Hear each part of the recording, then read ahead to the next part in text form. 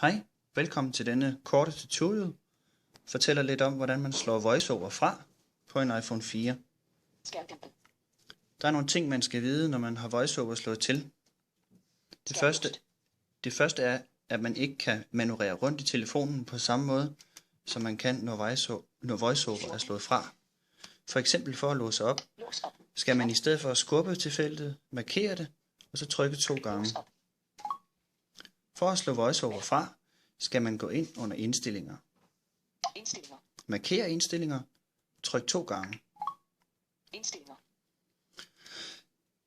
For at scrolle i menuen, det er så ikke nødvendigt her, fordi vi skal ind i generelt, men hvis det nu er, at den for eksempel står et andet sted, så skal man vide her, du kan kun scrolle, hvis du bruger 3 fingre.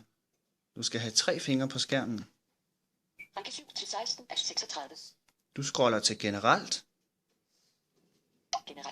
Marker generelt, klikker 2 gange. Når du er kommet ind i generelt, scroller du til tilgængelighed, marker den, klikker 2 gange. Øverst i menuen ser du VoiceOver. Du markerer VoiceOver, trykker 2 gange. For at slå VoiceOver fra, skal du markere VoiceOver, klikke 2 gange. Du ser nu, at den skifter fra grøn til hvid, hvilket betyder, at VoiceOver nu er slået fra. Og dermed er problemet løst. På samme måde slår du VoiceOver til, hvis du vil bruge VoiceOver.